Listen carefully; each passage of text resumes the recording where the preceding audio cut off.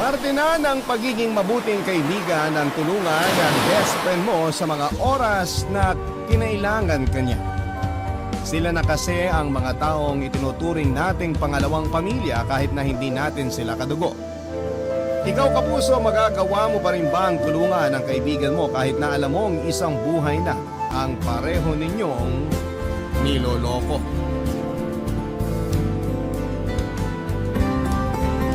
Dear Papa Dudu, magandang araw po sa inyo. Ismael na lamang po ang itawag niyo sa akin. 27 anyos at nagtatrabaho bilang bagger sa isang supermarket dito sa Quezon City. Galing po ako sa isang malaking pamilya. 7 kaming magkakapatid at ako ang pangatlong anak ng tatay kong tricycle driver at nanay ko na kasalukuyan namang walang trabaho. Hindi po nabiyayaan ng marangyang buhay ang pamilya namin. Ipinanganak akong mahirap at hanggang ngayon ay matanda na ako, ay ganun pa rin ang buhay namin. Nakikitira lang kami sa bahay ng kapatid ng tatay ko na nag-migrate na sa ibang bansa. Bagamat kamag-anak ay buwan-buwan pa rin kaming nagbabayad ng renta sa kanila. Hindi pa kasama dito ang binabayaran namin sa kuryente at tubig. Sa kabila ng kahirapan ay may mga pagkakataon pa rin namang nakakaranas din ako ng mga bagay na minsan ay mga mayayaman lang ang may afford. Dahil ito sa kaibigan at kababata kong si Ken. Bata pa lamang kami matalik ko ng kaibigan si Ken, Papa Dudut. Kumpara sa amin ay mayaman ang pamilya nila. Uniko iho siya, sima ng tatay, samantalang may sarili namang restaurant ng pamilya nila na pinamamahalaan ng kanyang nanay. Sa kabila ng magkasalungat na estado namin sa buhay ay mabilis kami noong naging magkaibigan ni Ismael. Nagkatabi lang kasi ang bahay namin, Papa Dudut. Dahil only child ay lagi noong nangangabilang bakod si Ken para makipaglaro sa akin. Dapat na kaibigan kung ituring ko si Ken, kaya kong magpakatotoo tuwing kasama ko siya. At hindi ko na kailangang magpakitang tao pa. Kahit na mayaman ay hindi ako nalilimutan noon ni Ken na ambunan ng mga bagay na meron siya.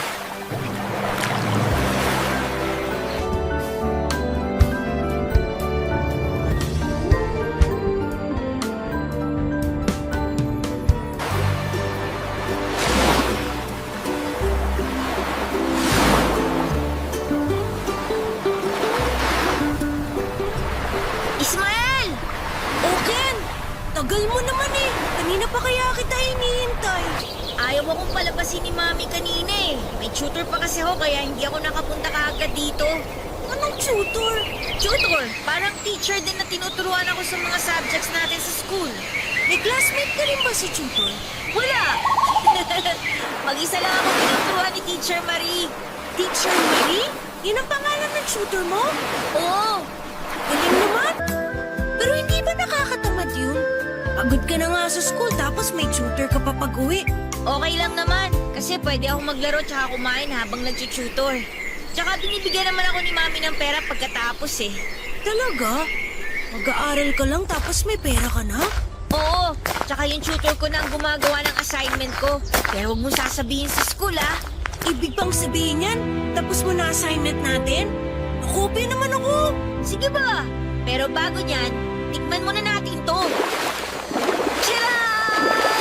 Ano yan? Chocolate! Dumating na kasi yung padalang box ni Daddy. Talaga? Eh di madami kayong chocolate sa bahay niyo ngayon. Oo, marami. 3 box kaya pinadala ni Daddy. O eto, tikman mo to oh. Nakakain ka na ba ng ganitong chocolate? Hindi pa eh. Wala namang kaming kamag-anak sa ibang bansa. Masarap ba yan? Oo, masarap yan. Tikman mo. Eh, lagi ko pinapabili kay Daddy kasi favorite ko yan eh. May peanuts yan sa loob. Masarap nga! Ngayon lang ako nakatigam ng ganito kasarap na chocolate. Siguro mahal to. Mahal talaga yan. Galing abroad eh. Ang swerte mo naman. Araw-araw ka makakakain ng chocolate. Hindi lang chocolate padala ni Daddy. Madami rin binili si Daddy na laruan. May robot, may remote control car, tsaka basketball. Kaso hindi pa pinabubuksan ni Mami yung isang box eh. Bukas na lang daw kasi pagod siya sa trabaho. Eh, bago ka na namang laruan? Sarap talaga maging mayaman, no? Huwag kang mag-alala. Meron ka rin laruan din sa Sinabihan ko kasi si Daddy na ibili ka rin para pareho tayo may malaro. Talaga? Salamat, Ken! Ibang klase ka talagang kaibigan. Ang swerte-swerte ko talaga na nakilala kita. Paano na lang kung hindi kami lumipat dito? Eh di wala kang best friend. Oo nga eh. Naalala mo ba nung una kayong lumipat dito? Oo naman. Hinabol ako ng aso nyo. Tapos tinawanan mo lang ako noon. Nakakatawa kasi ang itsura mo nun. Daig mo pa ang hinahabol ng tikbalang sa sobrang takot mo. Simula noon, kailangan pa kitang tawagin para makadaan ako sa harap ng bahay nyo. Kasi lagi akong tinatawlan ng aso nyo eh. Tapos lagi na tayong sabay pumasok noon hanggang sa naging magkaibigan na tayo. Mabuti na lang, kasi kung hindi tayo nagkakilala, wala akong makakalaro sa bahay. Ang hirap kaya nung walang kapatid. Mabuti ka nga, wala kang kapatid eh. Ako, sobrang dami namin. Laging agawan sa pagkain. Laging agawan kung saan matutulog. Puro away kami. Ikaw, solo mo lahat. Kaya nga inggit ako sa'yo eh. Sana only child na lang din ako. Solo ko nga lahat. Malungkot naman. Kaya nga kung wala akong magawa sa bahay, lagi ako tumatambay dun sa bahay nyo. Mabuti nga yun, may nakakalaro ako ng maayos. Sa bahay, ayaw ako kalaro ng mga kuya ko. Eh tapos yung mga mas bata sa akin, puro babae naman. Gusto mo pumunta sa bahay? Buksan natin yung mga bagong laruan ko. Pwede ba? Sige, tara! Papadudol pagsapit po namin ng high school ay sa private na nag-aral si Ken samantalang ako ay nagpatuloy naman sa pag-aaral sa public school. Sa kabila nito ay nanatili pa rin kami papadudol ang tao ay nagbabago habang tumatanda. Kung dati ay para kaming kambal tuko ni Ken na hindi mapaghiwalay, noong nagbinata kami ay unti-unting nagkaroon ng spasyo ang pagkakaibigan namin. Hindi na kami tulad ng dati pero ang mahalaga sa akin ay kaibigan pa rin naman ang turingan namin sa isa't isa. Dahil kay Ken ay nakakilala ako ng mga bagong kaibigan dahil palagi niya ako noong isinasama sa mga lakad nila. Ang problema nga lang, hirap akong makasabay sa kanila noon dahil pare-pareho silang mayayaman. Kung kumakain sila sa fast food, ako lang ang walang pambili. Pagkatapos maglaro ng basketball, naka-soft drinks sila samantalang ako ay ice water lang ang iniinom. Hindi naman nila ako pinababayaan, Papa Dudut. Palagi nila akong nililibre dahil naiintindihan naman nila ang sitwasyon namin na mahirap lamang. Pero kapalit ng panlilibre nila sa akin ay parabang ako na ang naging runner ng barkada. Ako ang palaging inuutusang bumili ng pagkain, magpark ng motor, magsundo ng ibang tao at iba pa. Tuwing may inuman nga kami noon, ay ako ang laging taga-bili ng alak, taga-timpla, taga-luto ng pulutan, at taga-ligpit kapag lasing na ang lahat. Hindi naman ako noon nagreklamo dahil kahit papaano, ang mga bagay na yun na lamang ang mayaambag ko sa grupo dahil hindi naman po ako mayaman. Ang mahalaga ay masaya ako kasama ang mga bago kong barkada. Isa pa po ay si Ken lang ang kaisa-isa kong kaibigan na itinuturing ko ng parang kapatid. Kahit na minsan ay para bang mababa lang ang tingin niya sa akin ay hindi ko na lamang binibigyan ng mali siya ang pagbabago ng ugali niya.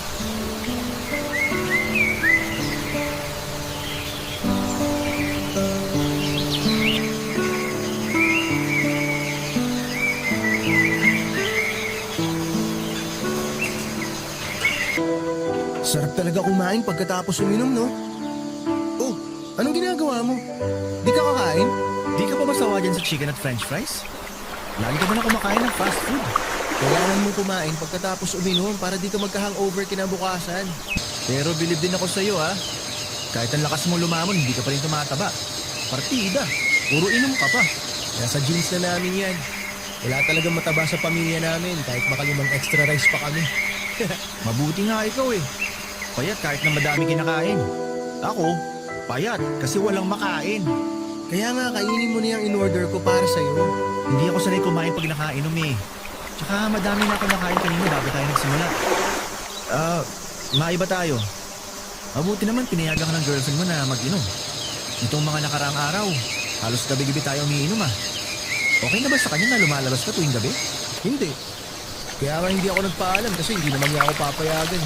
Ibig mong sabihin, wala siyang alam na nasa labas ka ngayon at galing sa inuman? Oo, wala. Hindi ko pa siya nire-replyan hanggang ngayon. Nakapatay yung date ako para hindi niya ako matawagan. Ibang klase ka rin ha. Mas mahal mo talaga ang alak kaysa sa girlfriend mo. At least ang alak, hindi marunong magalit. Yung girlfriend ko, lahat na lang bawal. Kapag may ginawa ako, away agad. Daig pa niya asawa kung pagbawalan niya ako eh. Bakit? Sino ba siya? Eh girlfriend lang naman siya. Ikaw naman.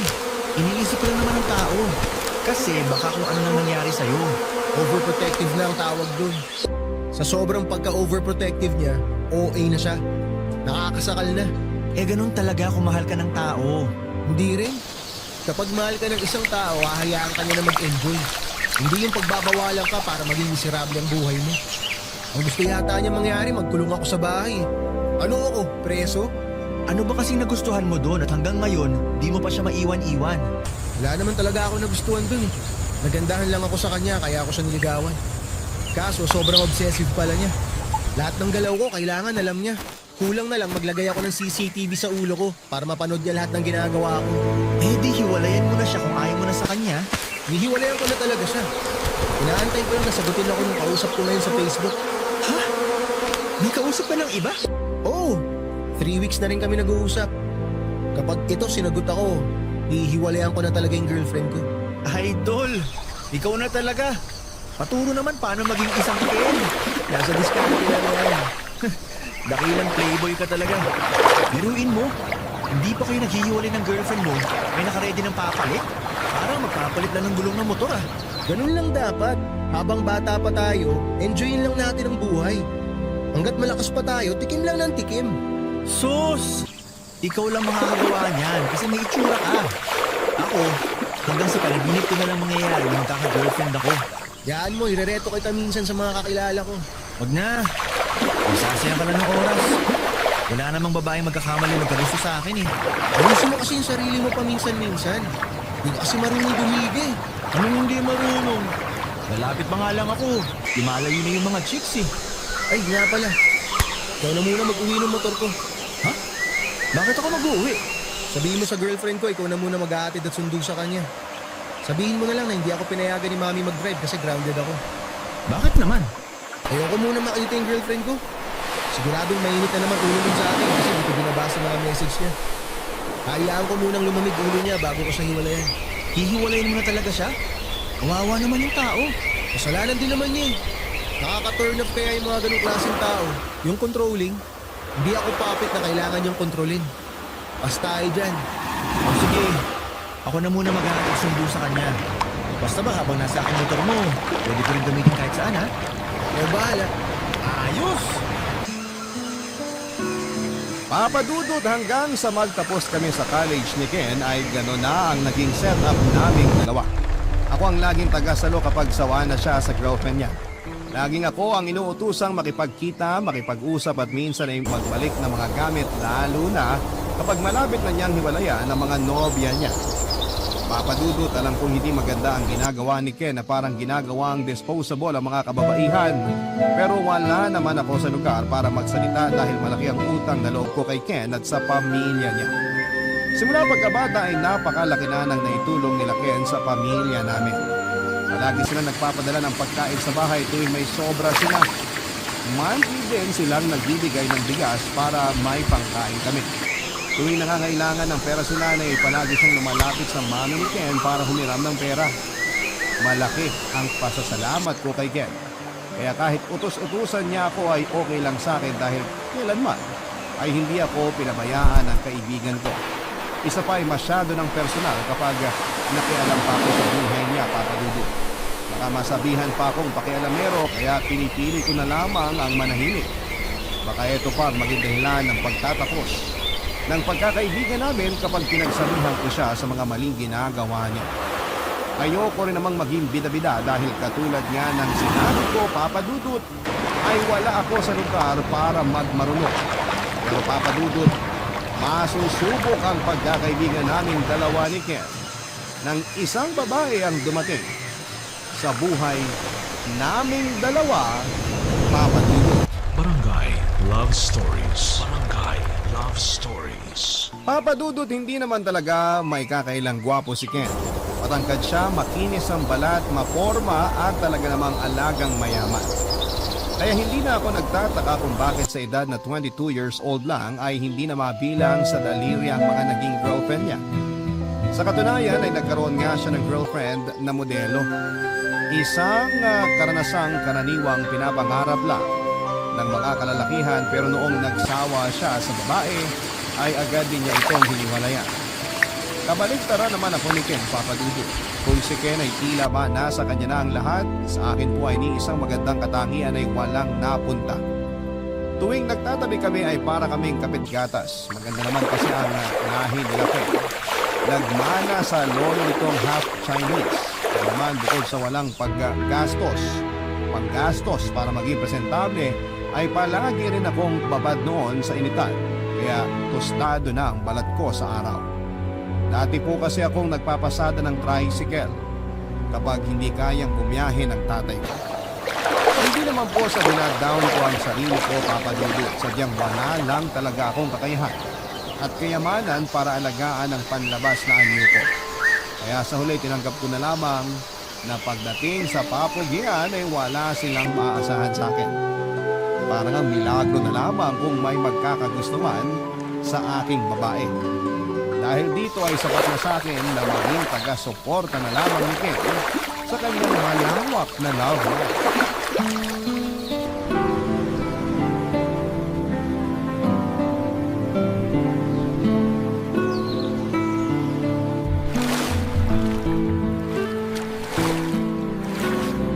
Bro, tinan mo to. Ano yan?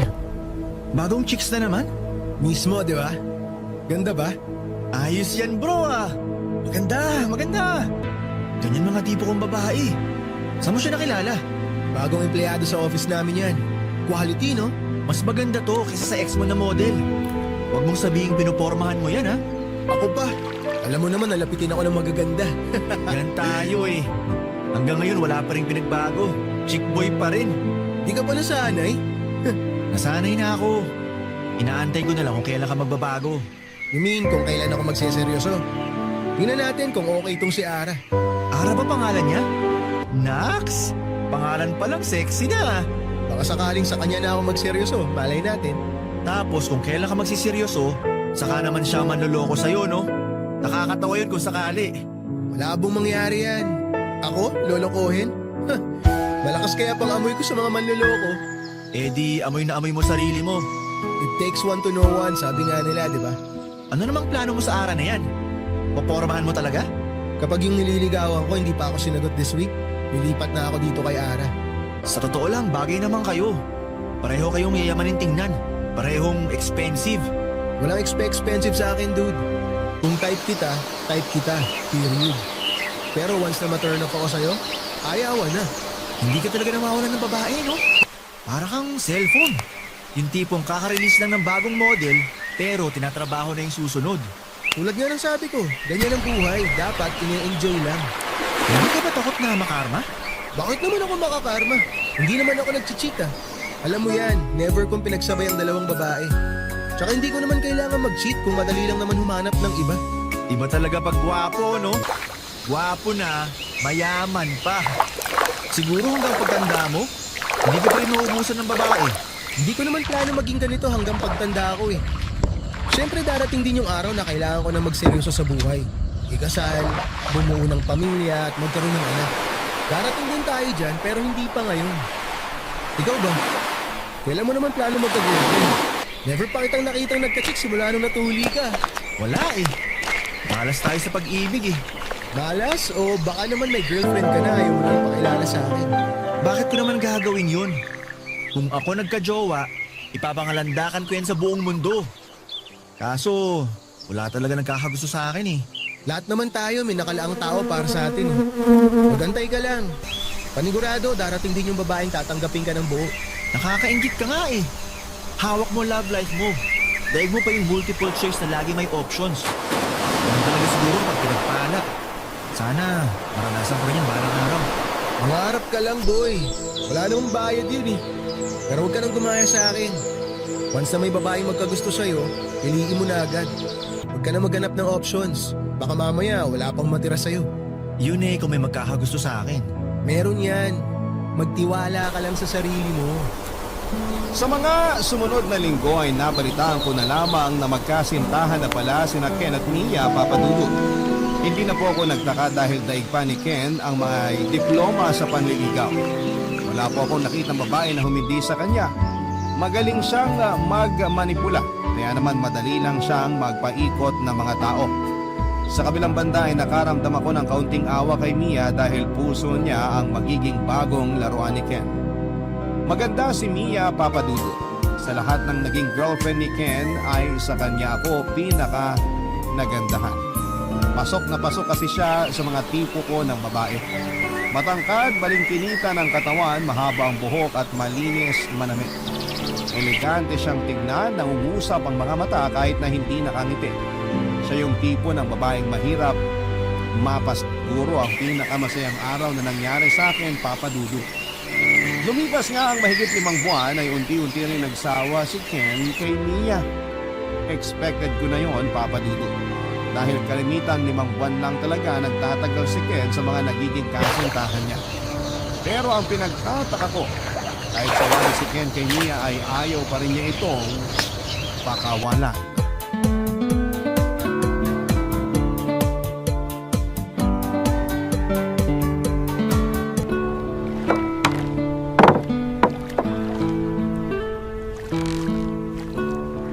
Pass na muna ako. Magdadrive pa ako mamaya. Ikaw na muna syumat, Ken. Takti naman to. Oh, anong problema? Chill ka lang. Mahal-mahal lang cellphone mo tapos babato mo na. Nakakasira ng mood yang si Aray. Bakit? Anong meron kay Ara? Nag-away ba kayo? Lagi na lang ganito eh. Nakakasawa, buwisit. Ano na namang pinag-awayan nyo? Ano pa nga ba? Dating problema. Pare-pareho lang naman yung mga babae yan eh. Gusto lagi may update. Gusto maagang umuwi. Gusto wag masyadong uminom. Hindi lang nakapag-reply agad, aawayin ka na. Gusto ka lang siguro niyang kumustahin. Ano pang silbi na pinayagan niya ako lumabas kung kada oras kailangan ko mag-update? Kulang na lang pati bilang ng shot ko sabihin ko pa sa kanya eh. Intindihin mo na lang. Wala akong oras para umintindi sa mga ganyang bagay. Siya yung dapat umintindi sa akin. Ginusto niya ako eh. Dapat panindigan niya. Alam mo sa totoo lang, nagtataka na talaga ako eh. Bakit ba kasi ang mga babaeng yan gustong gusto nilang baguhin yung mga boyfriend nila? Ano bang meron? Di ko masasagot yan. Di naman ako babae eh. Oh, bad trip talaga oh. Oh, ayan. Tinatawagan ka na ata. Hayaan mo siya. Gusto mo ako na lang sumagot sa tawag ni Ara? Ha? Bakit mo naman sasagutin? Ikaw ba boyfriend niya? Wala akong masamang intensyon. Nakakaawa lang kasi. Isipin mo na lang. Baka hindi yan makatulog sa pag-aalala sa'yo. Lalo na nag-aaway pa naman kayo. Kailan ka pa naging concerned sa love life ko? Para hindi ka na naaabala. Kapag kinausap ko siya at na-explain ko ng maayos kung anong meron, baka tantanan ka na niya. Eh di, wala nang problema. Mukhang magandang idea yan ah. May naisip na ako. Ganito na lang. Oh, kunin mo tong phone ko. Ikaw na muna humawak niyan. Bakit? Pumapayag ka na nakausapin ko siya? Oo, pumapayag na ako. Kakausapin mo siya. Pero, hindi sa tawag. Kakausapin mo siya sa chat. Sa chat? Oo. Magpapanggap ka na ako ikaw. Ang dating, ako yung kausap niya. Ikaw na muna mag-entertain sa kanya. Pero wag na wag mo sasabihin na ikaw ang kausap niya, Ismael ha. Hindi ba parang niloloko lang natin siya? Huwag mo isipin yun. Ang mahalaga, hindi niya na ako kukulitin. Ikaw na muna proxy ko. Sagutin mo yung mga tanong niya. Ikaw mag-update sa kanya habang nandito tayo. Bula-bulahin mo lang. Sabihan mo ng kung ano-ano. Ikaw na bahala. Eh, paano kung mabuking tayo? Hindi tayo mabubuking unless ilaglag mo ako. Hindi mo naman gagawin yun, di ba? Siyempre hindi. Sa tagal na nating magkaibigan, kailan ba kita nilaglag? Yan, mabuti yan. Dapat alam mo kung kanino loyalty mo. Sige na, kausapin mo na siya. Sigurado ka ha? Paano kung may mapag-usapan kami tapos bigla niyang itanong sa'yo sa personal? Walang huli to, babasahin ko rin naman yung mga chat mo pagkatapos eh. Kaya huwag kang magtatangkang magsabi ng kung ano-ano kay Ara. Ha? Malalaman ko rin lahat yun. Isipin mo kung paano ako magsalita. Kung paano ako sumagot. Huwag bobo ang reply ha. Saka ayusin mo spelling mo. Bawas pogi points kung hindi marunong mag-type ng maayos ang lalaki. Dapat pogi typings parati ha. Sige, sige. Ako na bahala. Kaya ko na to. Oh, problem solved. O sige na, chat na ulit tayo.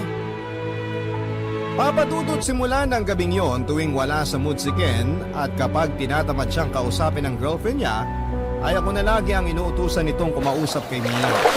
Halos isang buwan din itong tumagal. Sa katunayan nga, ay pinagkatiwala na mismo sa akin ni Ken ang password ng mga social media accounts niya para lamang makapag-reply kaagad ako kay Mia tuwing humihingi ito ng update o tuwing nangungumusta siya sa nobyo niya.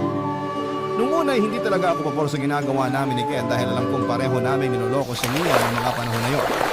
Pero kalaunan ay na-enjoy ko na rin ang ginagawa ko. Masaya po kasi kausap si Mia at para kaming nagkukwentuhan na hindi ko inakalang ikakarelate namin dalawa kahit na magkalayo ang agwat ng estado namin sa buhay.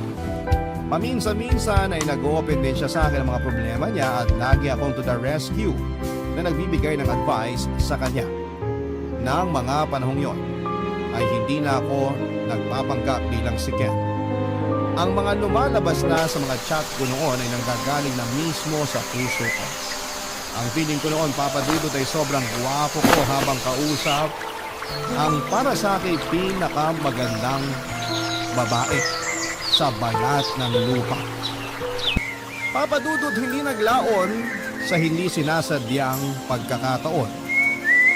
Ay unti-unti na ngang nahuhulog ang loob ko kay Mia. Barangay Love Stories. Barangay Love Stories. Papadudod kung kailan na-fall na ako kay Mia ay saka naman ako biglang pinatigil ni Ken sa pakikipag-usap sa kanya. Hindi na noon maganda ang relasyon nilang dalawa at pinag-iisipan na ni Ken kung hihiwalayan na ba niya si Mia. Nalungkot ako na nawala na ako ng pagkakataong makausap ang babaeng gusto ko pero sa parehong pagkakataon ay masaya akong sa wakas ay tuluyan na siyang makakawala mula kay Ken. Hindi po kasi deserve ni Mia na maloko. Masakit mang aminin pero alam ko kung gaano katindi ang pagmamahal ni Mia kay Ken. Nakakasama lang ng loob dahil hindi ito makita ni Ken. Ang tingin lang niya kay Mia ay parang gamit na kapag pinagsawaan na niya ay ibabasura na naman niya basta. Naisip ko noon na sabihin na lamang kay Mia ang katotohanan. Gusto ko na noong ipaalam kay Mia na ako ang kausap niya nitong nakaraang buwan at hindi si Ken. Pero pinigilan ko ang sarili ko. Ayokong masira ang tiwala sa akin ng best friend ko. At lalong ayokong masira ang pagkakaibigan naming dalawa, Papa Dudu. Kaya naman kahit masakit para sa akin ay nanatili akong tahimik sa gilid habang pinapanood kong paanong masira ang relasyon ng best friend ko at ng taong mahal ko. Hanggang sa dumating na nga po ang araw na nag-decide na si Ken na tuluyan ng hiwalayan si Mia.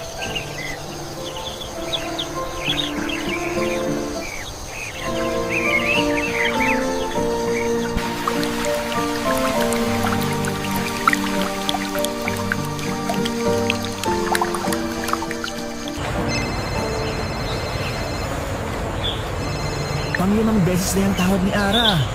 Wala ka ba talagang planong sagutin yan?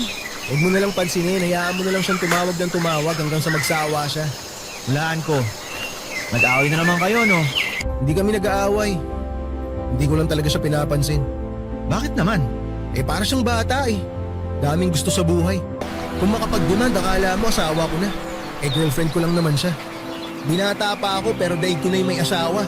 Bawat galaw kailangan may pahintulot niya. Ayoko nang ganun. Hindi ko pa nakikita sarili ko sa ganung sitwasyon. Gusto ko pang enjoy ng buhay ko kasi panigurado kapag nag-asawa na ako, wala na akong ibang gagawin kundi magtrabaho na magtrabaho para sa pamilya ko. Kaya habang kaya ko pa, sinusulit ko yung oras ko. Hindi pa ba sapat yung dami ng naging girlfriend mo? Bahala ka. Baka maubuso ka ng babae dyan. Hindi naman ako mawawala ng babae. Daming babae dyan. Saka hindi ko naman nakikita yung si Ara na wife material. Baka mamaya kapag pinakasalan ko siya, maaga akong mamatay dahil sa konsumisyon. Bakit di mo pa gawin ngayon? Gawin ang alin? Hiwalayan siya para matapos na. Umahanap lang ako ng tiyempo. Wala pa ako sa mood gumawa ng kadramahan ngayon eh. Ayoko masira araw ko. Pinapahaba mo lang yung paghihirap ng tao eh. Tapusin mo na lang ngayon para wala ng problema. Bakit ba mas marunong ka pa sa akin? Ikaw pa talaga mag-uutos sa akin? Hindi mo pa nga nararanasan magkaroon ng girlfriend sa buong buhay mo? Naawa lang kasi ako kay Ara. Naawa o baka naman may gusto ka na sa kanya? Ano? Bakit mo naman nasabi yan? Si Ara? Magkakagusto ako sa kanya? Hindi ah. Masyado naman yata mataas pangarap ko kapag nagkagusto pa ako sa kanya. Wala ako sa level niya. Masyado siyang mataas. Kapag pinangarap kong isang katulad niya, para ko lang sinusukit yung buwan. In short, mahirap siyang abutin. Nagtanong lang naman ako. Dami mo nang sinabi. Maganda naman talaga si Are. Kaya hindi na ako magtataka kung magkagusto ka man sa kanya. Wala nga akong gusto sa kanya. Wala talaga. Ako pa lolokohin mo. Nabasa ko lahat ng messages mo sa kanya nung nagpapanggap ka pang ako. Kung hindi in love ibig sabihin ng mga chat na yon, ewan ko na lang. Maniwala ka sa akin bro. Hindi talaga. Ayoko namang sirain yung bro na barkada. Alam ko namang bawal jowain ng ex ng isa't isa. Kaya hindi ko magagawa sa inyong bagay na yun. Oh, chill ka lang. Wala namang problema sa akin kahit ligawan mo pa si Are. Malay mo, siya na pala yung hinihintay mong babae sa buhay mo. Malabo na mangyari yan. Ikaw talaga? Hindi lang babae pinapaasa mo. Pati ako na kaibigan mo, papaasahin mo rin? Huwag mo na akong bigyan ng pantasya na hindi magkakatotoo. Masyado kasing mababa tingin mo sa sarili mo eh. Ano nang nangyari sa Love is Blind? Di ba nga sabi nila wala sa panlabas na anyo yan, kundi sa laman mismo ng puso mo? Sus! Sa mga pelikula lang nangyayari yan. Sino babae naman ang hahanap ng pangit? Yung naghahanap ng true love. Yung totoong lalaki na magmamahal sa kanila at hindi sasaktan ng puso nila. Yun ang gusto ng mga babae, seryoso sa pag-ibig.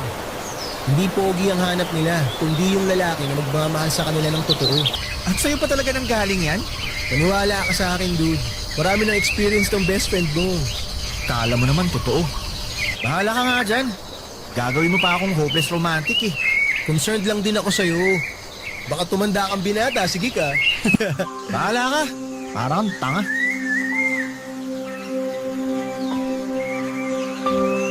Papa Dudut, medyo nakaramdam ako ng inis kay Ken ng mga panahong yun. Naiinis ako sa kanya dahil pinaglaruan na lang niya ang feelings ni Mia. Para bang habang tumatagal ay lalong lumalaki ang ulo ni Ken. Masyado nang mataas ang tingin nito sa sarili niya dahil lamang marami ng babae ang nakolekta niya. Ang masaklap sa kabila ng pagiging playboy niya ay marami pa rin babae nagkakandara pa sa kanya. Pagkalipas ng ilang linggo ay tuluyan na ngang naghiwalay sina Ken at Mia. Alam ko kung gaano nasaktan si Mia sa nangyaring hiwalayan dahil saksi ako kung gaano niya kamahal ang kaibigan ko. Sa mga usapan pa lang namin ay makikita na kung gaano kalaki ang ibinigay na pagmamahal ni Mia kay Ken. Sa katunayan nga ay planado na nito ang future nilang dalawa ni Ken. Nga lang ay wala pala sa future ang utak ni Ken kundi nasa kasalukuyan pa lamang. Gusto ko mang i-comfort noon si Mia ay lagi naman akong inuunahan ng takot at kaba. Ayoko kasing magmukhang naghahabol sa kalat ng ibang tao. Isa pa ay gusto kong patunayan kay Ken na wala akong gusto kay Mia kahit na ang totoo ay nahulog na ang loob ko sa kanya. Sinikap kong lumayo sa problema nilang dalawa, Papa Dudut, pero nang minsan mapadaan ako sa lugar ng Mia ay naglakas loob akong kumustahin siya. Pinapalampi na rin ang mukha ko, Papa Dudut, at nagtapat ako sa kanya ng totoo kong nararamdaman.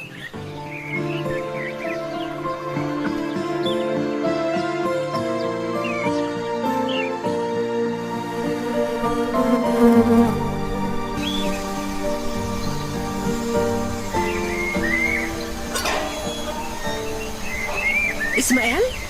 Naparito ka. May kailangan ka ba? Kasama mo ba si Ken? Hindi. Hindi ko kasama si Ken ngayon. Ako lang mag-isa. Anong meron? Anong ginagawa mo rito sa amin? Napadaan lang ako dito sa lugar nyo. Alam kong malapit lang tong bahay nyo, kaya naisip ko na kumustahin ka. Ganun ba? Akala ko naman pinadala ka ni Ken para kausapin ako. Inaasahan mo ba na pupuntahan ka ni Ken? Hindi naman. Nagulat lang ako nung nakita kita rito. Lagi kasi kayo magkasama ng taong yan eh. Kung nasan siya, lagi ka ring nandun. Magkaibigan na kasi kami simula pagkabata eh. Natural lang na lagi kami magkasama. Kumusta na pala siya? Si Ken? Huwag mo nang alalahanin yun. Lagi namang nasa mabuti ang kalagayan nun eh.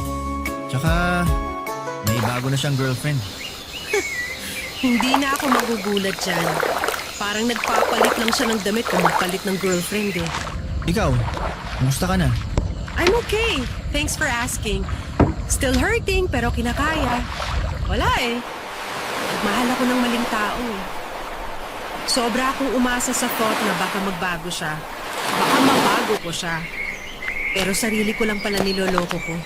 Saka na lang siguro magbabago yun kapag bumalik na sa kanya yung pinaggagawa niya. Siguro nga. Pero sana wag na niyang hintayin mangyari yun. Kasi hindi niya alam kung gaano kasakit ang maging broken-hearted. Kung para sa kanya, laro-laro lang yung ginagawa niya, hindi niya alam nakakasakit na pala siya. Huwag mo nang isipin yun. Siguradong matindi ang balik ng karma sa kanya. Tsaka mag-move on ka na rin sa kanya. Mahirap mag-move on eh. Lalo na kung sobra-sobra mong minahal yung tao. Huwag kang mag-alala. Darating din yung tamang tao para sa'yo na magmamahal din sa'yo ng sobra. Malay mo, kausap mo na pala ngayon yung hinahanap mo. Ano? Ikaw talaga sobrang joker mo. Pero totoo, Totoo na. sabi nga nila, hindi naman nasusukat sa itsura yung pagmamahal eh. Kaya, Wait lang. Sorry. Seryoso ka ba sa sinasabi mo? oo, seryoso ako, Ara. Simula nung nagkausap tayo, na-develop na yung feelings ko sa'yo eh. Nagkausap tayo? Kailan? Nung magkakasama tayo nila Ken? Hindi ko alam kung dapat ko bang sabihin to sa'yo, pero gusto ko lang malaman mo na may pagkakataon noon na ako ang nagpapanggap na Ken tuwing kachat mo siya. Ako nakakausap mo ng mga panahon magkaaway kayo ni Ken. Yung late night talks na umaabot ng umaga. Ako yun, hindi si Ken. Hindi naman ako ganun ka-dense, Ismael. Alam ko na hindi si Ken ang nakakausap ko noon. Halata naman eh. Pero ang hindi ko alam, hindi ako aware na ikaw pala yun. So you mean kasabot ka niya? Magkasama kayo sa panloloko sa akin? Hindi naman sa ganun. Naaawa lang ako sa noon kaya ako pumayag na gawin yun. Kung naaawa ka sa akin, dapat binigyan mo na lang ako ng heads up kung saan papunta yung relationship namin ni Ken. Hindi yung sinabayan mo pa siya sa kagaguhan niya. Nakakadismaya sa totoo lang. Pero ano pa bang magagawa natin? Tapos na ang lahat. Wala nang sense kahit na magalit pa ako sa'yo. Para saan pa, di ba? Sorry, hindi ko na-realize na sobrang mali na pala yung ginagawa namin noon. Mukhang mali nga talaga ako ron. Pero na-enjoy ko na kasi yung mga kwentuhan natin eh. Kaya tinuloy ko na. Sorry din pero hindi ko maibibigay sa'yo yung gusto mong mangyari. Pwede tayong maging friends pero not more than that. Isa pa, I don't date guys who are friends with my exes. I'm sorry, Ismael. Wala yun. Sa totoo lang, inaasahan ko na to. Pero at least nasabi ko na yung totoong nararamdaman ko. Hindi nga lang maganda yung kinalabasan pero ayos na yun. Mabait ka namang tao eh. Hindi ko lang alam kung bakit nagtsatsaga ka maging kaibigan ng isang tulad ni Ken. Hindi mo deserve na maging sidekick lang ng taong hindi marunong rumespeto sa feelings ng iba. Hindi ko naman pinakikialaman yung friendship nyo, ha? Alam kong malalim na ang pinagsamahan yung dalawa, pero hindi mo ba naisip na baka he's keeping you close para lang ma-validate yung pagiging narcissist niya? Sorry hindi ko naman kayo pinag-aaway, pero something to think about. Hindi naman siguro ganun si Ken. May tinatago rin naman bait yun kahit papano. Oh well, good luck na lang sa inyong dalawa. Kung wala ka nang tatanungin, medyo busy kasi ako ngayon eh. Baka may lakad ka pa. Pwede ka nang mauna. Sige, mauna na ako. Pasensya na sa abala.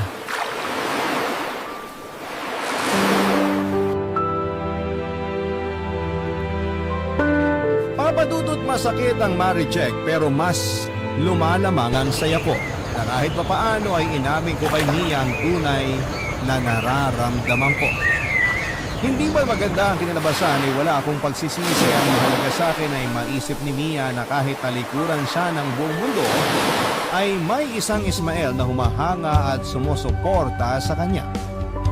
Sa naging pag-uusap namin ni Mia ng araw na yon, Papadudot, ay marami akong napagtanto. May punto siya sa mga sinabi niya. Sa hinaba-haba ng pagsasama namin ay para lamang ako naging sidekick ni Ken. Ako ang karaniwang tumatapos sa mga sinisimulan niya. Ako ang gumagawa ng mga bagay na ayaw niyang harapin. Palaging ako ang sumasalang sa mga bagay na kung tutuusin ay kayang-kaya naman niyang gawin. Para niya akong ginawang alala ay kapalit ng ilang tulong para sa akin at sa pamilya ko. Papadudot habang buhay kong tatanawin na utang na loob ang pagtulong ni Ken at ng mga magulang niya sa amin. Pero sa pagkakataong pong yun ay unti-unti na akong dumistansya sa kaibigan ko at napag-isip-isip ko na hindi ko na kayang suportahan ang mga ginagawa niya, kaya mas mabuting lumayo na lamang ako sa kanya. Hindi nga po naglaon, Papadudot, sa mga sumunod na taon ay tuluyan nang naghiwalay ang landas namin ni Ken. Ni hindi man lang siya nagtaka kung bakit bigla na lamang ako nawala sa buhay niya. Ni hindi niya ako pinumusta sa haba ng panahon hindi kami nagkita. Siguro nga ay wala nga talaga siyang pakisabi. Nagulayan lamang niya na totoo ang mga sinabi ni Mia noong araw na yun. And speaking of Mia, ay meron na po siyang boyfriend sa ngayon. Matagal-tagal na rin sila at ang chismis ay malapit na silang ikasal. Ako naman hanggang sa ngayon ay single pa rin pero hindi pa rin po ako nawawala ng pag-asa na sa tamang panahon ay darating din ang taong para sa akin. Hanggang dito na lamang po ang kwento ko, Papadudot, at maraming salamat. Pusin ang pag-aaral ko noon sa kolehiyo kasi alam ko naman na palagi akong may pera. At nang huminto ako sa pag-aaral ay nag-focus ako sa pagiging drummer sa isang banda dahil passion ko talaga ang music.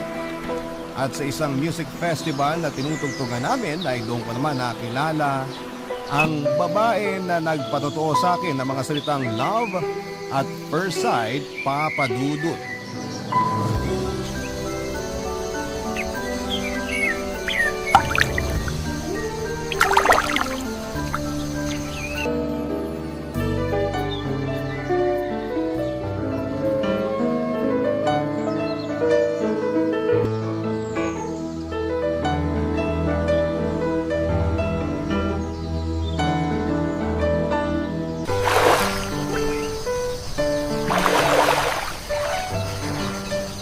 Uy, Aldrin, nandiyan ka lang pala.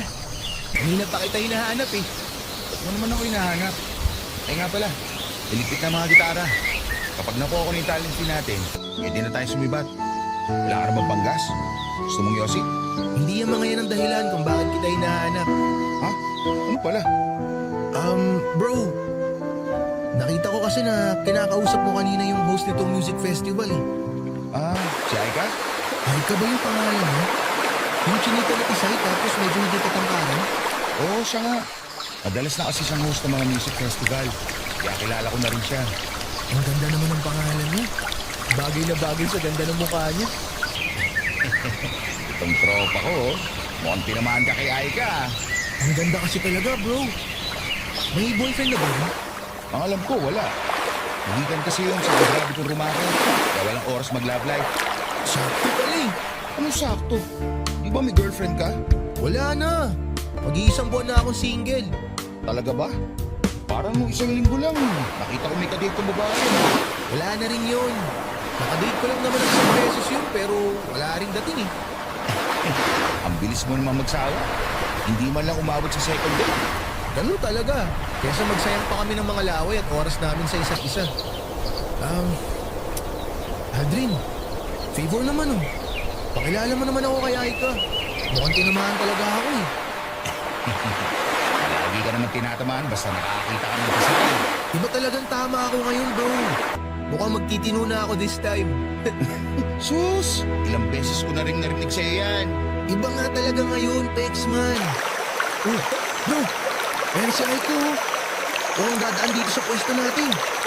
Pakilala mo ako ha. Dali na. Ngayon lang naman ako hihingi ng pabor eh. Libre kita ng yosi mamaya. Pati na rin ang alak. Hanggang malunod ka. Sige na. Gusto yung pakilala mo lang ako sa kanya, please. Sige na, relax ka lang. Papalapit na siya dito eh. Hi, Aika! Hi, Aldrin. Ang ganda ng tugtog nyo kanina. Talaga? Nagustuhan mo? Oo, ang tas kaya ng energy ng mga tao nung kayo na yung tumutugtog sa may stage. Ang galing nyo nga eh. Hindi naman masyado, sakto lang. Aray!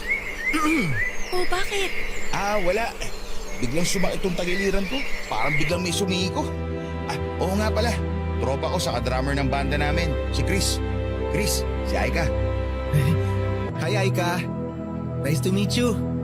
Ang ganda mo pala talaga sa malapitan. Ang bilis mo namang mambola, Chris.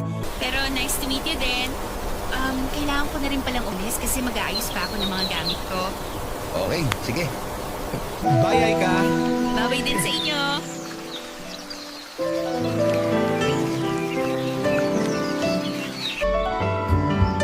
Papadudot bago tumugtog ang banda namin ng gabi na yon sa isang music festival ay nakuha kaagad ng event host na si Aika ang atensyon ko.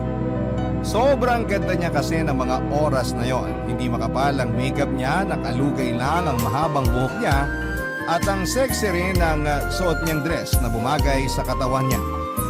Siguro ang pinakagusto kong parte ng mukha niya ay yung mga mata niya na ngumingiti kasabay ng mga labi niya. Kaya nga hindi ko hinayaan na matapos ang gabi na yon na hindi ko ulit siya nakakausap. Nang tapos na ang event at nakita ko siya na nag-aayos ng mga gamit niya ay nilapitan ko siya kaagad at tinanong ko kung gusto niyang sumabay sa akin pauwi dahil dala ko ang motor ko. Nalaman ko kasi na sa Batangas lang din siya umuwi kaya pwede ko siyang ihatid sa kanila. Pero sinabi niya na may pupuntahan pa raw siyang racket kasama ang isang kaibigan niya. Akala ko pa ay dahilan niya lamang yon kasi hindi niya ako type. Pero bago kasi siya umalis sa harap ko ay sinabi niya na i-add ko raw siya sa Facebook at doon kami mag-usap muli. Binigay niya sa akin ang buong pangalan niya at iniwanan ako ng napakatamis ng ngiti. Bago ako sumakay ng motor ko para umuwi ay yun nga ang ginawa ko, Papa Dudut. Hinanap ko ang pangalan niya sa Facebook at inad ko kaagad. At nang mapauwi ako sa bahay, aaminin ko na kinilig ako nang nakita kong inaccept na ni Aika ang friend request ko. Doon nga kami patuloy na nag-usap mula sa chat, tawagan at video call. Hanggang sa yayain ko na siya na mag-date kami, Papa Dudut.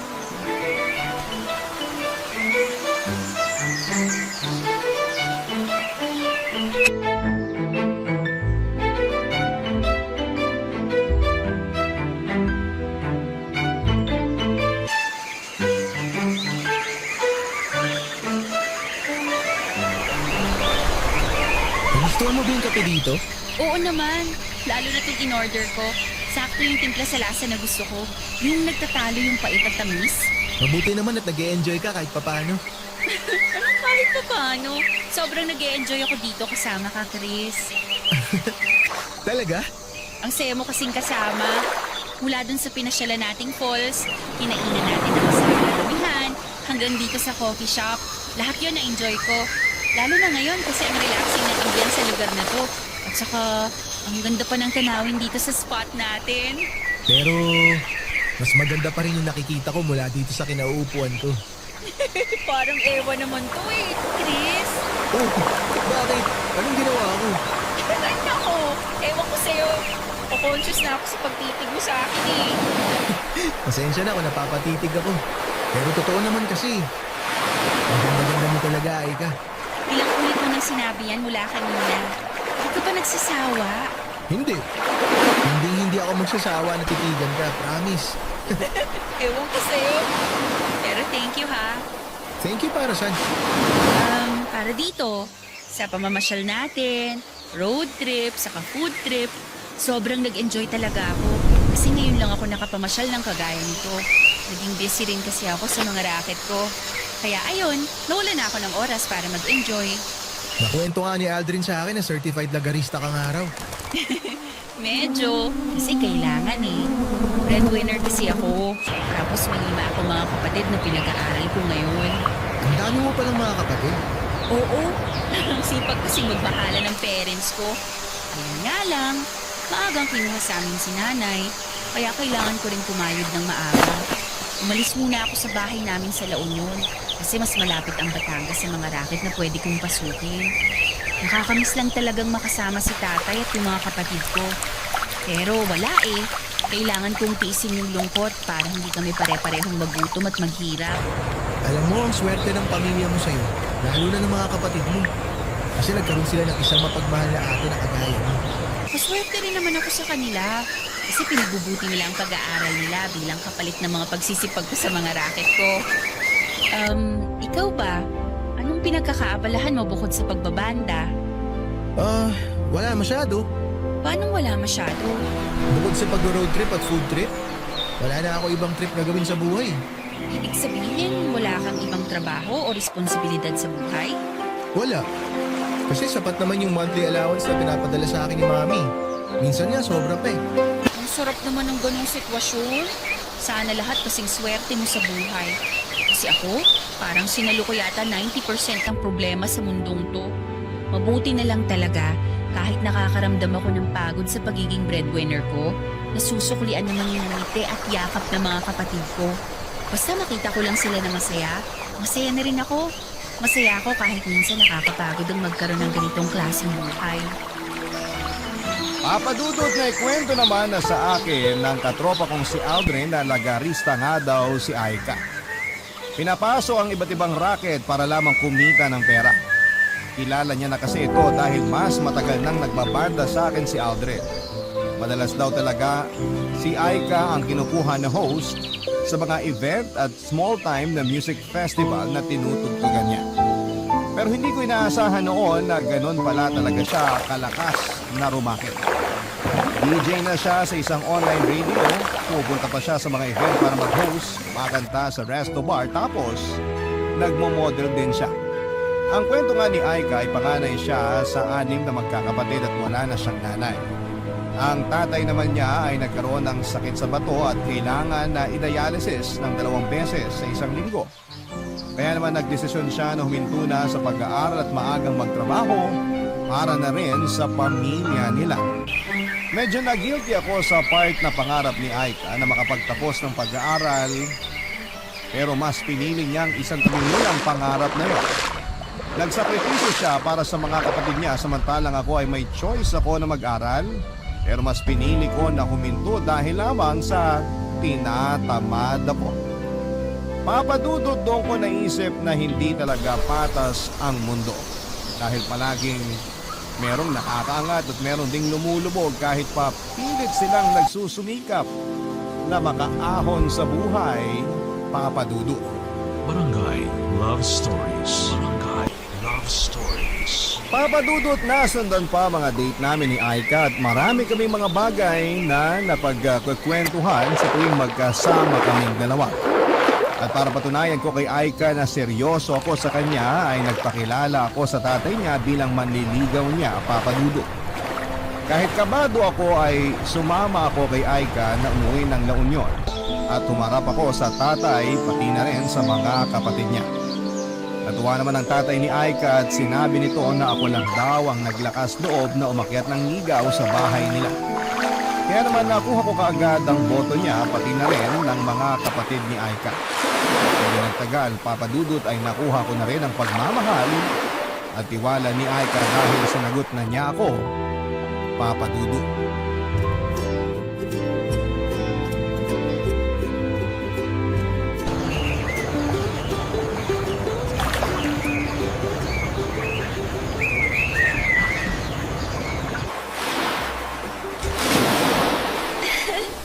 Ikaw pala yan, Chris. Kala ko naman poging jowa ko nang kumakatok dito sa pinto ng apartment namin ni Aika. Poging jowa pala ng beshi ko. Hello, Nika. Hello din sa'yo, Chris. Halika, pasok ka.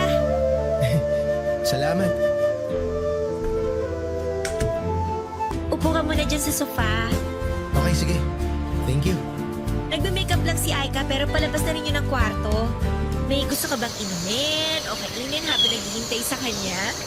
Wala naman. Busog pa ako. Huwag ka na mag-abala. Salamat, Nika. Tikman. Baka may gusto kang tikman habang wala pa dito yung beshi ko. Aha. Alam mo na, bagong putahe. Kasi naman, nakakasawa din yung paulit-ulit mo ng kinakain, di ba? Hindi naman ako mabilis magsawa, lalo na kapag paborito ko yung putahe.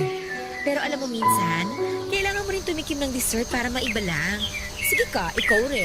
Baka maaga ka maumay sa beshi ko. Hoy, Nika! Ano yung naririnig ko na pinaghaharot mo na naman yung boyfriend ko? Oy, hindi ah! Masyado ka namang malisyosa. Pinapayuhan ko lang na next time magdala siya ng pagkain kasi nauumay na ako sa mga cup noodles natin dito sa apartment ko. Kahit parang iba yung narinig ko bago ako lumabas ng kwarto. Oo nga! Ano ka ba? Yun talaga yung sinabi ko. Tsaka hindi ko kaya type yung boyfriend mo. O siya, sige na. Babalikan ko lang yung nilalaban ko. Ingat ka sa racket mo, Beshi, ha? Tsaka i-text mo ako, okay? Oo, magti-text agad ako sa'yo. Okay, very good. Iwan ko muna kayo dyan, ha? Sige, Nika. Ang kulit talaga ng kaibigan mo, no? Sobra. Pasensyahan mo na ha. Hindi lang talaga magsalita yun. Ayos lang. Nasasanay na rin naman ako. Ayos lang ba yung makeup ko ngayon? Saka yung pagkakapusog ko sa buhok ko? Oo naman. Ang ganda mo nga eh. Talaga? Oo, maganda ka talaga. Tsaka kahit naman anong ayos ng buhok mo, kahit wala ka pang makeup, maganda ka pa rin sa paningin ko, baby. Naku ha, binubola mo na naman ako. Hindi pa bobola yun, maniwala ka. Alam mo naman na ikaw ang pinakamagandang babae sa paningin ko eh. Baby, saan nga pala racket mo ngayon? Doon lang sa isang hotel na malapit dito, na-invite ako para kumanta sa isang private party. Maliit lang ang bayad pero okay na kasi walang racket. Pwede ba ako manood? Hindi eh. Kasi private party yun. Kaya hindi pwedeng pumasok yung mga walang invitation. Sayang naman. Kasi gusto rin kitang mapanood na kumanta eh. Next time na lang, promise. Pag hindi private party yung racket ko. Tara na baby. Baka malate pa ako sa racket ko eh. Papadudot kapag ang mga racket ni Aika ay mag-host ng mga private party ay napapansin ko na madalas mas makapal ang makeup niya at mas revealing ang suot niyang damit. Medyo malaki pa naman ang dibdib niya kaya mas lalo yung nagmumukhang revealing. Kaya may mga oras na nagdadala talaga ako ng extra jacket para may maipasuot ako sa kanya lalo na kapag hinahatid o sundo ko na siya sa racket niya. Mabuti na lang talaga, papadudot kahit papaano ay may motor ako kaya nagagawa ko siyang sunduin at ihatid. Kasi baka mabasto si Aika kapag bumabiyahe siya pauwi ng gano'n ang suot niya tapos wala pa siyang ibang kasama. Alam ko naman papadudot na ginagawa yon ni Aika para makuha ang atensyon ng ibang prospect client sa mga party na pinupuntahan niya. Kaya hindi lang husay sa pag-host sa event o pagkanta ang meron siya. Kung hindi pati na rin ang magandang mukha niya at sexy na katawan. Hindi rin naman palagi na revealing ang mga suot niyang damit o makapal ang makeup niya. Depende yon sa mga racket na pupuntahan niya. Alam naman din niya ang limitations niya sa ginagawa niya. Hindi siya yung tipo na madikit sa mga tao lalo na sa mga lalaki. Alam niya kung paano dumistansya kapag iba na gustong i-offer ng mga taong nakapaligid sa kanya at may tiwala ko sa kanya na kahit papaano na kaya niyang protektahan ang sarili niya, papadudot.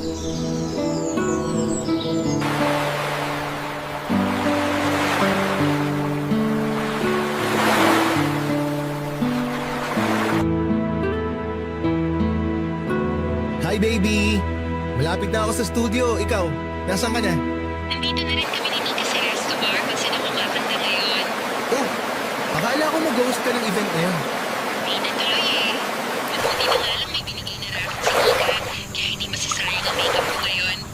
Saan resto bar yan, baby? Ha?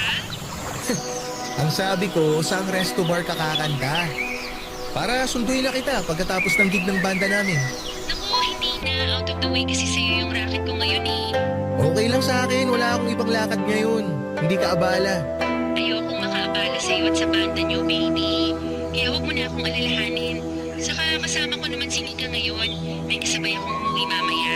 Sigurado ka ba na ayaw mo akong pumunta dyan?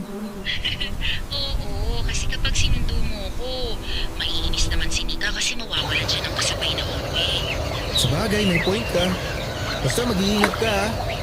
I love you. I love you too, baby. Bye!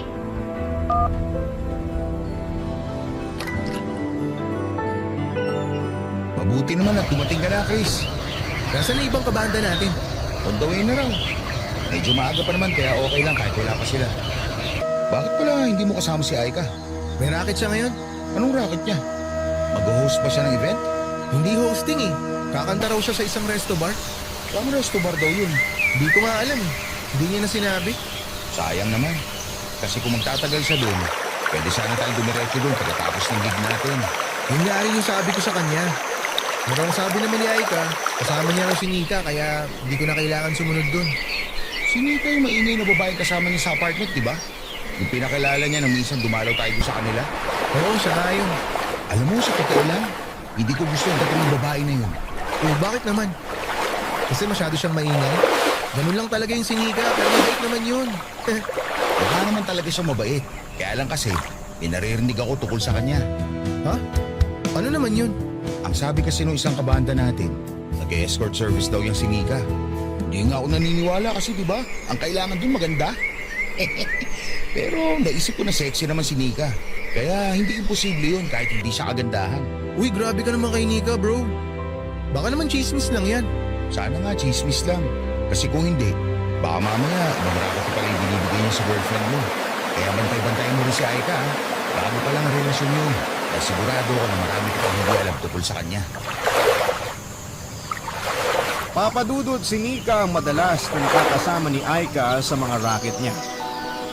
Kung anong revealing minsan ng mga sinusuot ni Aika ay mas revealing ang mga damit ni Nika at mas makapal din ang makeup nito. Tapos medyo bastos pa ang mga salitang lumalabas sa bibig niya. Madalas nga ay sinasauway na siya ni Aika sa mga pagmumura niya o kaya ay bastos na mga salitang sinasabi niya.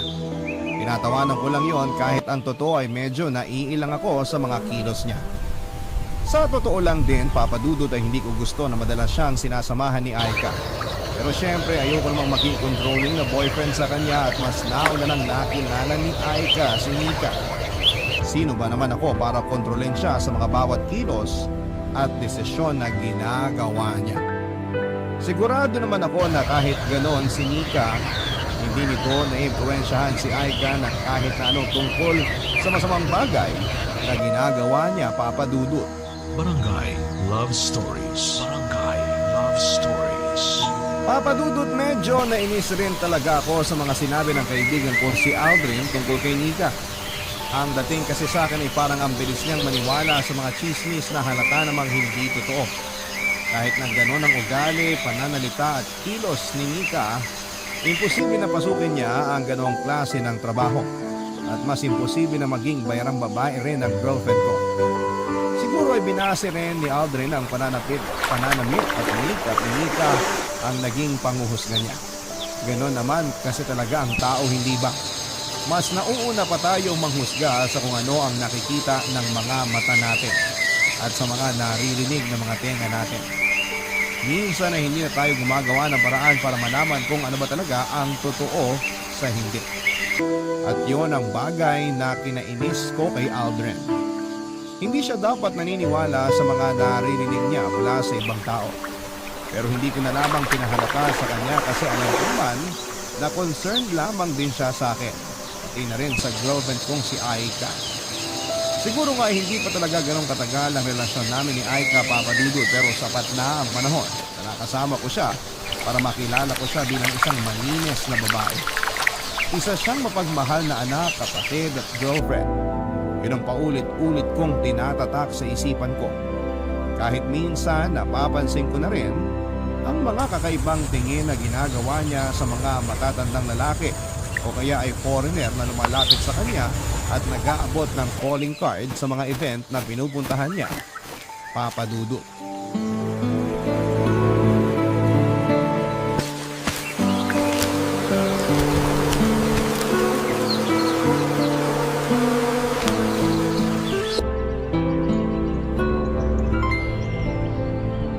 Baby, upo muna tayo sa may banda doon. Papagod na rin kasi ako maglakad-lakad eh. Sige, sakto kasi mapuno nga sa pwesto na yun.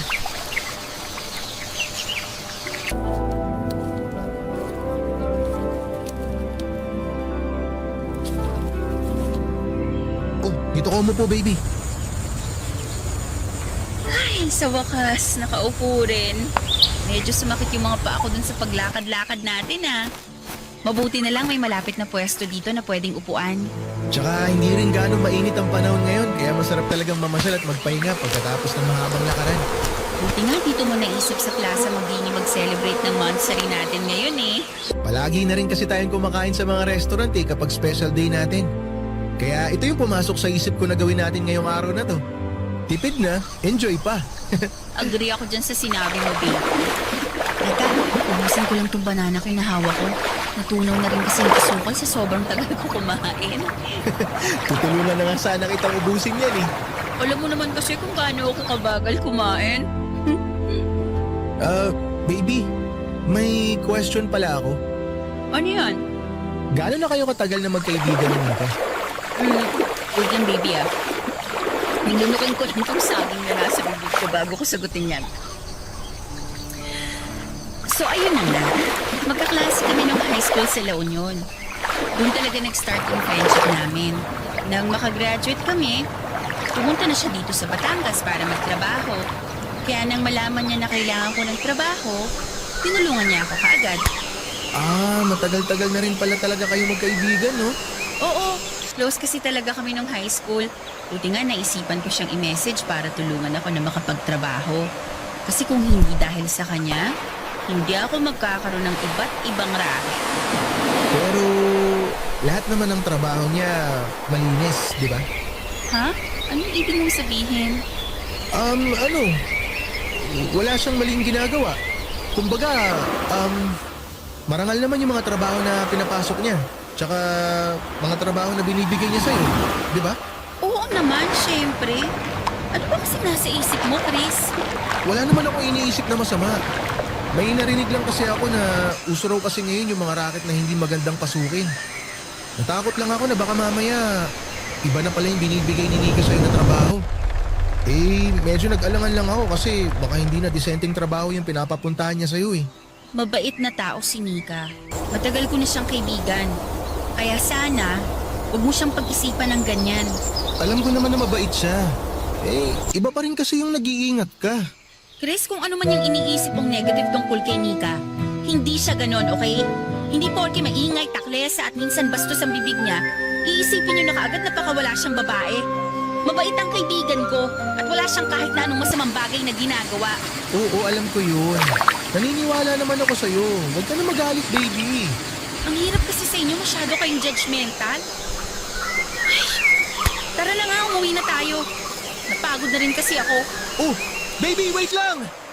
Aika, hintayin mo ako!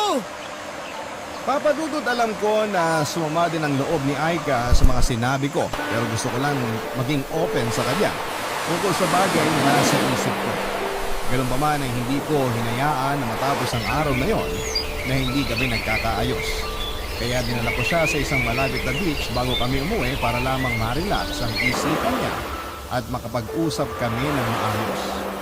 At kagaya nga ng inaasahan ay naging okay na rin ang lahat sa pagitan namin dalawa. Nang muli ako mag-sorry sa kanya na samahan ko pa ng pagbibigay ng masarap na buko juice.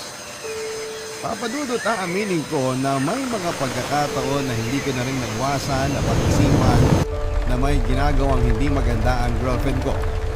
Pumasok na noon sa isipan ko kung paano kung tama nga ang mga naririnig ko tungkol sa kaibigan niya o sa kanya. Paano kung hindi lahat ng racket niya ay malinis, hindi kagaya ng sinabi niya sa akin? Paano kung nagsisinungaling lamang siya? May mga racket kasi siya na inaabot siya ng madaling araw o kaya ay umaga na siyang nakakauwi.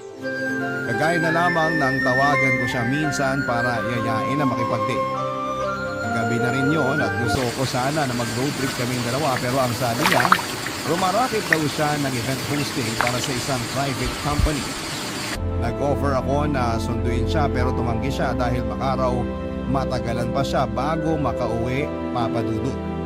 Umaga na nang i-text niya ako na nasa bahay na siya para magpahinga.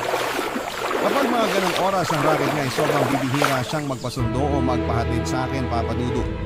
Para bang ayaw niya na makita ko kung sino ang mga kasama niya. Hindi rin kasi siya nagpo-post sa social media niya ng tungkol sa racket na yon. Alam ko na hindi naman lahat ay kailangang i-post. Pero kilala ko kasi si Aika na mahilig mag-promote ng mga nilaracket niya gaya ng pag-host ng event, modeling, pagdi-DJ sa radio online at kung ano-ano pa. Pero kapag rumaracket siya na madaling araw sa mga private party na sinasabi niya ay hindi niya yon na pinapaalam sa mga kaibigan niya o followers sa social media. Pero hindi naman siya palaging ganon. may mga oras pa rin na nagpapasundo siya sa akin kapag gusto niya na dumiretso kami ng pamamasyal pagkatapos ng racket niya. Gaya na lamang nang tawagan niya ako isang gabi para magpasundo siya sa akin kinabukasan sa isang condo hotel. Ito daw kasi ang racket niya at gusto niya na mamasyal kami kinabukasan. Ilang araw, kahit kailan, ay hindi ko makakalimutan, Papa Dudut.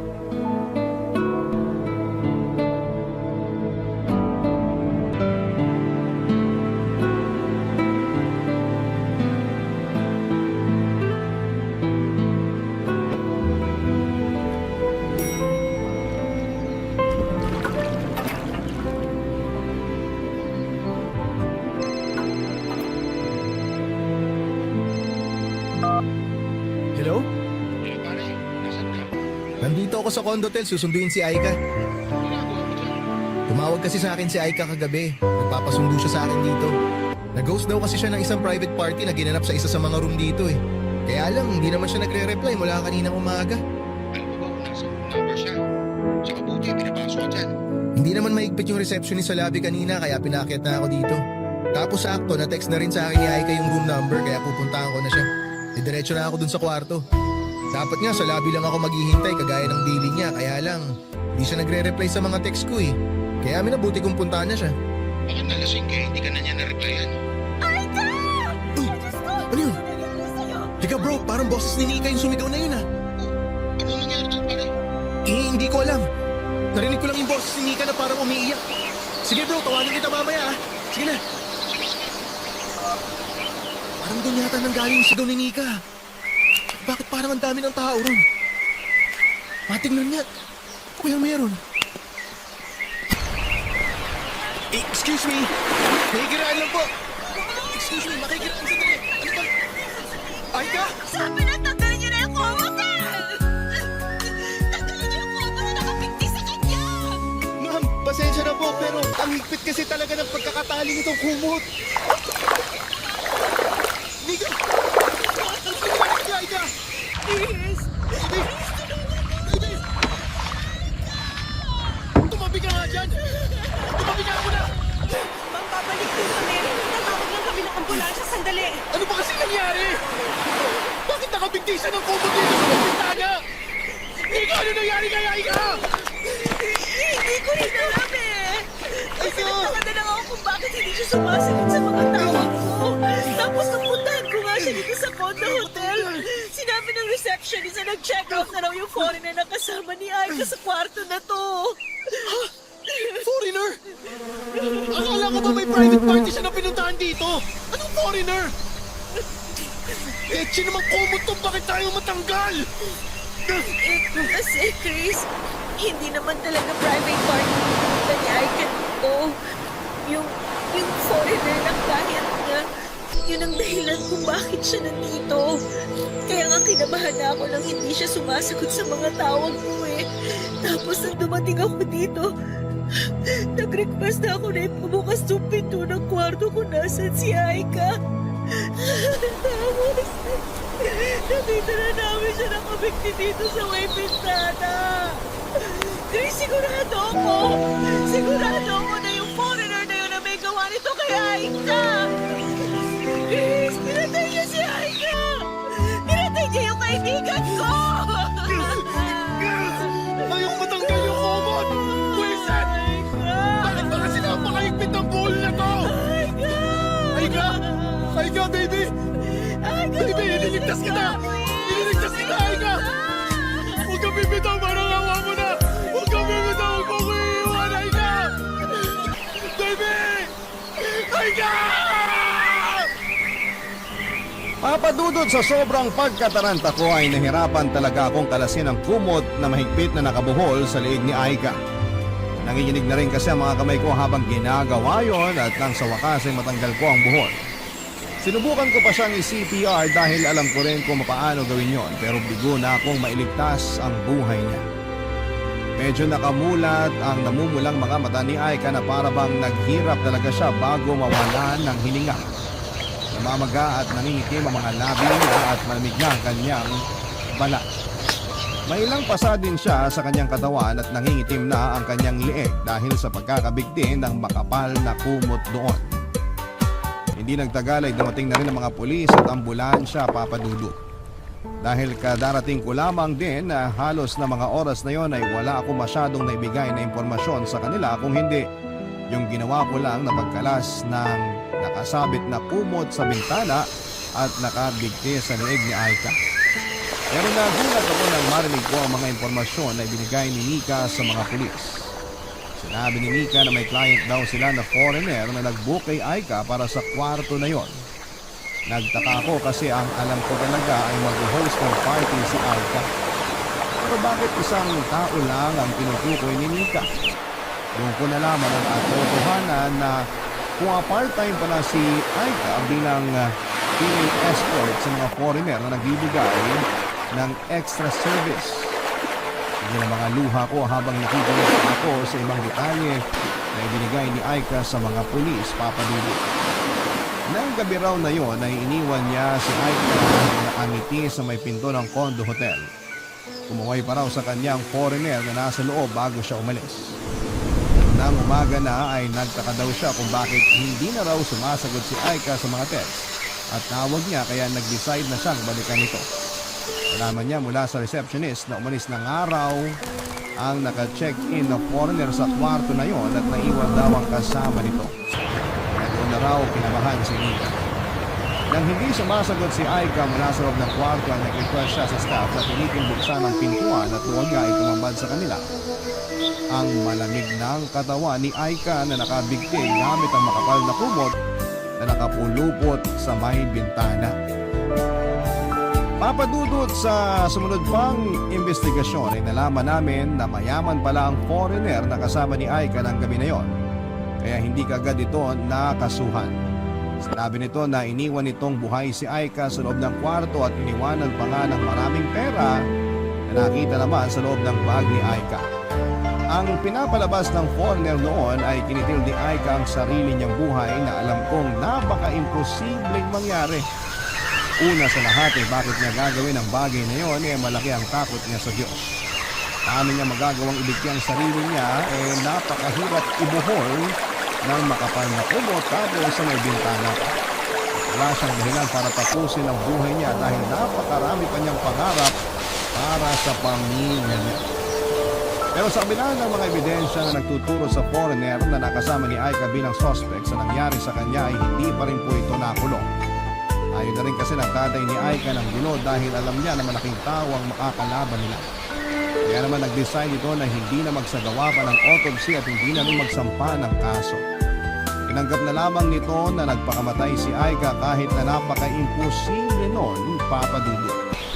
Bigat para sa akin ang bagay na yun dahil gusto kong mabigyan at katarungan ang pagkamatay ng babaeng pinakamamahal ko. Pero dahil maagang sinukuan ng pamilya niya ang pakikipaglaban para sa katarungan ng pagkawala niya, wala na rin po akong ibang nagawa kung hindi ang tanggapin ang katotohanan na ang katarungan ay hindi nakukuha ng ganon kadali lamang. Lalo na kung may nakapagitan na malaking halaga ng pera. Ilang taon na rin po ang nakakalipas mula na mangyari ang lahat ng ito sa buhay ko, Papa Dudut. Wala na akong naging balita pa sa foreigner na pinaniniwalaan kong pumatay kay Aika. Siguro hanggang ngayon ay nagpapakasarap pa rin po siya sa buhay. Umaasa ako na may kanya-kanyang paraan ng Diyos na maparusahan ang isang makasalanan na kagaya niya.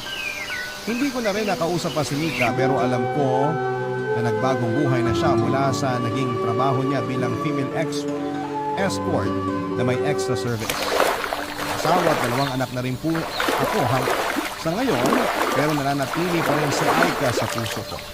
May bahagi kasi sa sarili ko na nangihinayang dahil hindi ko man lang siya natulungan na mas ayusin ang buhay niya, Papa Dudut. Kung nalaman ko lamang ang tungkol sa kanyang racket, sana'y nasubukan ko na maging daan para magkaroon siya ng bagong buhay kasama ko. Maraming salamat, Papa Dudut, sa pagbibigay ng oras na mabasa ang sulat kong ito.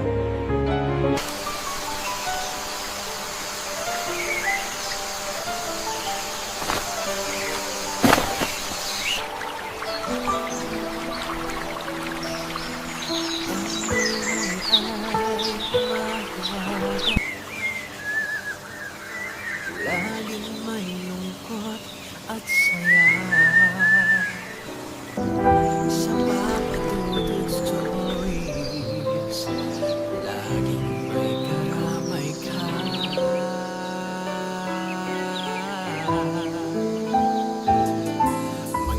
problema ay bigat. Dito ay pakikita sa Papa Dudut Stories. Kami ay iyong kasama. Dito sa Papa Dudut Stories, ikaw ay hindi nag-iisa.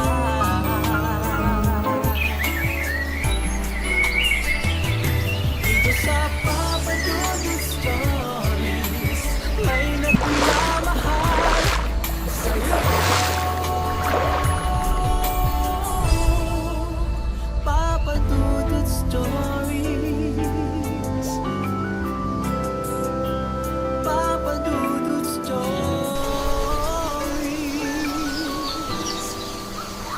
Papa Dudut Stories.